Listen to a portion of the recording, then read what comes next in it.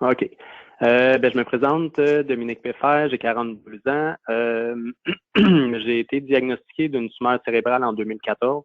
Je travaille infirmière auxiliaire depuis 2005, donc je suis du côté du professionnel de la santé. Et en 2014, je me suis ramassé du côté des patients traités. Dans le temps, je fumais pas, je faisais du jogging, je faisais à peu près 40 kilomètres de jogging par semaine, donc j'étais vraiment en forme. En 2014, j'ai fait une crise d'épilepsie au travail. On m'a transféré à l'hôpital général de Montréal et à l'hôpital général de Montréal, ils n'ont pas jugé bon de passer des tests, ils n'ont rien fait. Puis j'ai vraiment été chanceux à la première tumeur cérébrale. Le soir même, mon patron m'a appelé, qui est un cardiologue, m'a appelé pour savoir qu'est-ce que l'hôpital général avait fait. Comme de fait, il n'avait rien fait. Puis il me dit, c'est pas normal parce qu'on doit passer au moins un scan à quelqu'un qui fait une crise d'épilepsie de nouveau. Lui, sa femme travaillait à l'hôpital Saint-Luc, donc il m'a pris rendez-vous pour que j'aille passer un scan à l'hôpital Saint-Luc, que j'ai été faire le lendemain. Évidemment, le scan s'est avéré avec des anomalies. Le soir même, il m'a appelé pour me dire qu'il y avait des anomalies sur mon scan. Mais comme ça fait 5 ans que je travaille avec, je savais comment il parlait aux patients. Fait que je me suis dit, OK, il y a quelque chose de pas normal. Parce qu'après ça, il me dit, je vais te prescrire des médicaments parce que toi, tu habites tout seul. J'ai peur que tu refasses une autre crise d'épilepsie chez toi. Donc, le vendredi, j'ai fait faire une résonance magnétique. Expérience très agréable, enfermé là-dedans. Et évidemment, quand lui a reçu, il me dit, va faire ta résonance magnétique, puis après ça, vos archives demandent une copie de ton test, puis viens me voir au travail, je vais t'expliquer ce que tu as. Ça, c'était le vendredi. Donc, je m'envoie aux archives, j'amène le CD au travail, puis là, il m'explique ce que j'ai. J'avais un oligodendrogliome grade 2. Puis là, il me dit, inquiète-toi pas, il dit, lundi, je t'ai pris rendez-vous avec un des meilleurs neurochirurgiens à Montréal, Dr. Moundian, puis il va tout expliquer ce qu'on peut faire, ce qu'il va faire, etc. Il me dit ça un vendredi. Donc, quand je suis arrivé chez nous le vendredi, j'ai fait comme tout le monde, j'ai fait du Dr. Google. Puis Dr. Google, tu vois toutes les pages d'histoire et les plus meilleures histoires, tu les vois pas. Donc, cette soirée-là, j'ai viré une brosse, je recommençais à fumer parce que de toute façon, ça changeait rien. Après ça, le lundi, j'étais à mon rendez-vous ça s'appelait dans le temps le Centre des sciences neurologiques de Montréal. Quand je suis arrivé là, c'est tout ce qui est neurologique, donc Alzheimer, Parkinson, bref, on s'entend que c'était toutes des têtes blanches dans la salle d'attente. Puis là, j'étais assis là, puis je regardais le monde, puis je me dis, aïe, j'ai 34 ans, je suis vraiment rendu là dans la vie, là. Après ça, j'ai rencontré le neurochirurgien, il m'a dit, inquiète-toi pas, selon l'IRM, je peux tout enlever la tumeur. Il dit là, attache ta tuque, il dit ça va aller vite, t'es jeune, fait qu'on va t'enlever ça le plus rapidement possible. Effectivement, une semaine après, j'avais déjà l'appel de la secrétaire me dire que le lendemain, j'étais cédulé pour la chirurgie.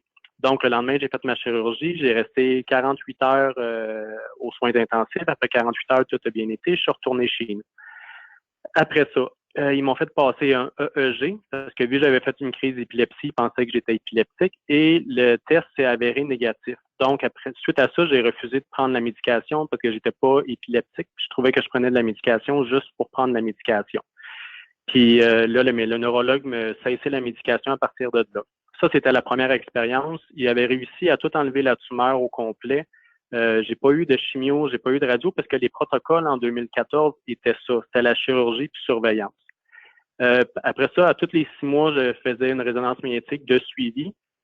Et comme je suis un professionnel de la santé, j'ai accès au DSQ, le dossier Santé Québec, mais là, je sais que personne ne va le dire parce qu'on est entre nous. Donc, avant mon rendez-vous avec les neurochirurgiens, j'avais déjà lu mon résultat sur le DSQ, donc c'était moins stressant d'aller à mes rendez-vous parce que je savais déjà c'était quoi le résultat. Puis c'est ça. Après ça, j'ai fait mon 5 ans, j'avais pas eu de récidive. Et à la 5e année, le neurochirurgien me dit, là, on va passer aux années parce que comme tout est beau, on va faire ça aux années. Dans la première année que j'ai attendu pour faire ma résonance magnétique, en octobre, j'ai été à Las Vegas. Puis on s'entend qu'à Las Vegas, on va pas là pour regarder les paysages, on va là pour regarder les paysages et consommer de l'alcool. Quand je suis revenu à Montréal, quelques jours après, j'ai fait une crise d'épilepsie en conduisant ma voiture. Mais puis j'ai la chance d'habiter à Montréal, fait que tout le monde sait qu'à Montréal, il y a toujours du trafic, puis il y a toujours des cônes oranges quelque part. Donc, j'étais dans le trafic quand ça s'est arrivé. Je me suis réveillé pas longtemps. Ben, je suis repris conscience pas longtemps après. Puis j'avais deux personnes puis en plus, ma voiture était stationnée, j'ai aucune idée comment. Il y avait deux personnes qui étaient, puis là, c'est ça, j'étais debout dehors, là, il y avait une madame puis un monsieur qui me parlait.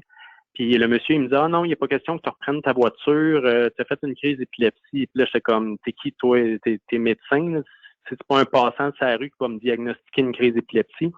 Bref, c'était des policiers. Fait qu'eux autres, ils avaient déjà appelé l'ambulance. Ils m'ont envoyé à l'hôpital, au CHUM. Puis rendu au CHUM, ben, l'urgentologue m'a commencé une médication pour l'épilepsie, le Keppra. Moi, le Keppra, un des effets secondaires que j'ai, c'est que ça me rend hyper agressif.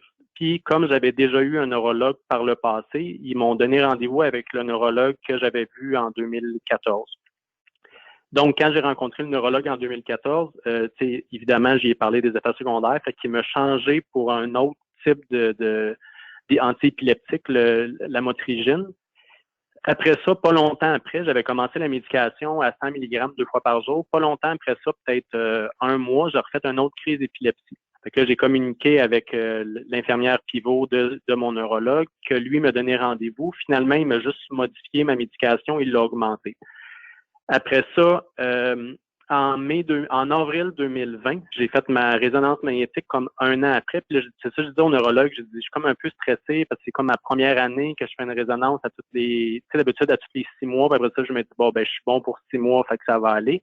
Là, ça faisait un an. Donc, en avril, j'ai passé ma résonance magnétique. En avril de cette année, 2020, j'ai passé ma résonance magnétique.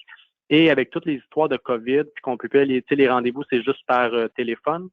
On m'a appelé au mois de mai, fin mai, par téléphone pour m'annoncer le résultat. Puis là, je trouvais ça bizarre parce que le médecin qui m'a appelé a commencé à me poser plein de questions. T'as-tu mal à la tête? Es-tu étourdi? Tu sais, blablabla, ça finit plus. Fait que j'ai dit, OK, on va arrêter de tourner alentour du pot. C'est quoi le résultat?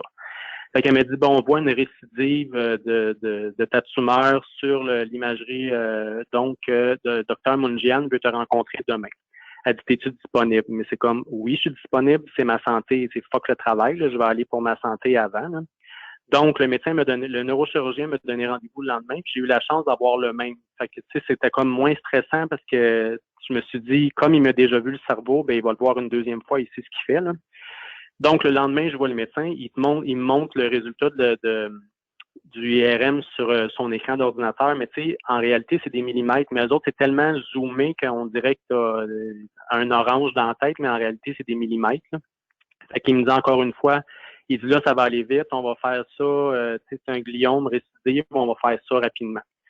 Le lendemain, on m'appelle pour faire mon pré-op. Je me dis, ouais, OK, c'est vite, là. Fait que je m'en vais faire mon pré-op à l'hôpital au CHUM encore une fois. Puis après ça, une semaine après, ben en fait, une semaine avant le 4 juin, on m'a appelé pour me dire, OK, ta chirurgie va être le 5 juin. Fait que je l'ai su comme une semaine avant, puis que j'ai stressé comme pendant une semaine.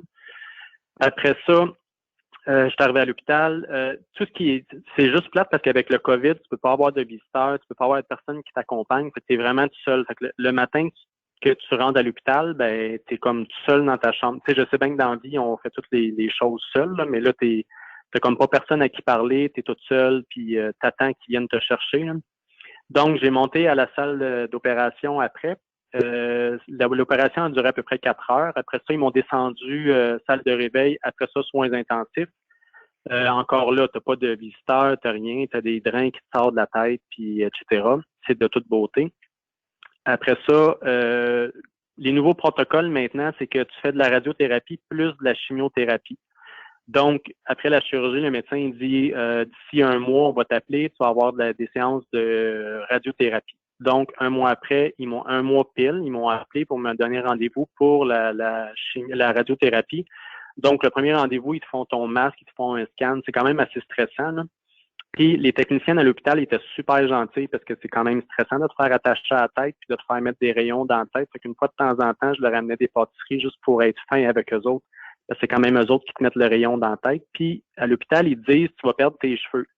Mais comme tu sais, les premiers rendez-vous, tu as comme le rayon, mais tu sais pas vraiment où ça va. Donc, j'ai tout perdu mes cheveux du côté gauche parce que où ça rentre, ça sort aussi. Donc, tout du côté gauche puis du côté droite. Donc, depuis ce temps-là, j'ai un beau mohawk sur la tête parce que les cheveux n'ont pas recommencé à pousser encore. Après ça, ben l'oncologue, je suis sur le protocole. J'ai commencé la chimio un mois après, donc depuis début 9 novembre, j'ai commencé La chimio, c'est la chimio PVC, donc c'est 3 sortes de chimio.